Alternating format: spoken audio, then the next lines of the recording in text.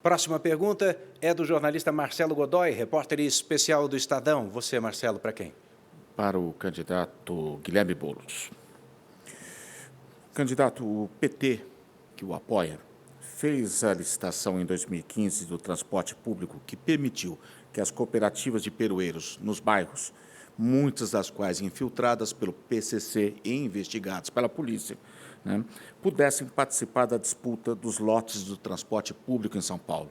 Segundo o Ministério Público de São Paulo, aí está a origem da captura de parte do transporte público de São Paulo pelo crime organizado. A pergunta que eu faço para o senhor é a seguinte: como é que o senhor pretende convencer o eleitor que a sua coalizão será capaz de combater a infiltração do crime organizado na Prefeitura de São Paulo?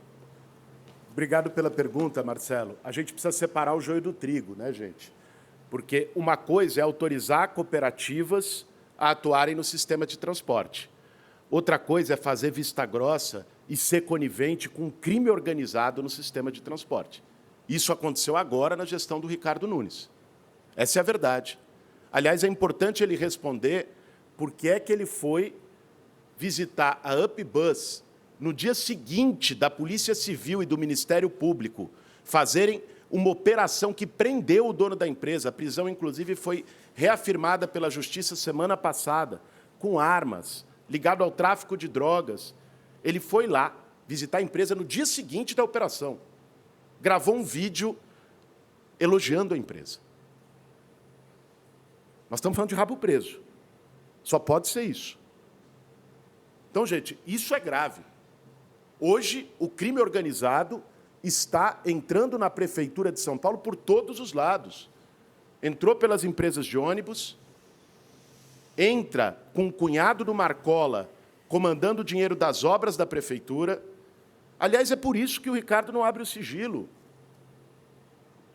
Eu vou dizer para vocês por que ele não responde minhas 10 perguntas de abrir o sigilo bancário. Por causa de Eduardo Olivato, Valdeci e anexo 3 da Polícia Federal. É isso. Por isso que não abre o sigilo. Então, gente, o crime organizado precisa ser retirado do transporte público na Prefeitura de São Paulo. E eu vou fazer. Eu já disse. Eu tenho pulso. Eu tenho coragem. Não sou fantoche nem marionete de ninguém. Essa é uma grande diferença.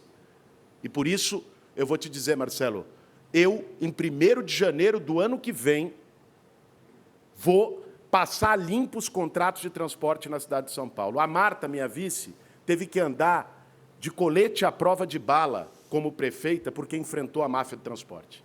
Eu não tenho medo. Vou fazer isso para que o dinheiro que hoje está indo para o lugar errado vá para melhorar, para garantir ônibus com ar-condicionado, para garantir todos os ônibus com Wi-Fi, que é o que já devia ter, para garantir a eletrificação da frota completa, para garantir mais corredores de ônibus, para garantir que as empresas botem a frota toda na rua. É isso que eu vou fazer. Obrigado, candidato Boulos. O senhor pediu, candidato Nunes, 2 direitos de resposta nessa fala. O primeiro já foi avaliado e concedido. O senhor tem 1 minuto. O segundo foi negado, só para deixar claro. Ok.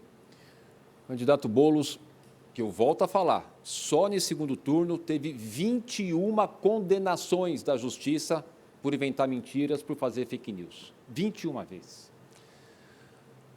Ele fala aqui do Olivato, da cunhada. Gente, só para vocês entenderem, como ele fica querendo criar uma cortina de fumaça, não tem o que falar, não tem proposta para trazer. A irmã desse Eduardo, que é um funcionário de carreira, que entrou na prefeitura por concurso em 1998, na gestão da Erundina, teve um relacionamento e morreu há 22 anos atrás. Tem 22 anos que essa pessoa morreu, que eu nunca vi, não conheço, não tenho a mínima ideia de quem seja. É um absurdo ele trazer aqui, sempre desrespeitando a memória das pessoas. É a segunda vez que ele faz isso, desrespeita a memória das pessoas. Eu fico muito triste, indignado com esse tipo de comportamento. É algo que a gente precisa repudiar de forma veemente. Veemente. Candidato Nunes ainda tem um comentário de 2 minutos nesse bloco. Muito bem. Marcelo traz uma questão fundamental. Fundamental. O que acontece com relação à questão da concessão do transporte coletivo? Muito bem falou o jornalista, que conhece bem desse tema.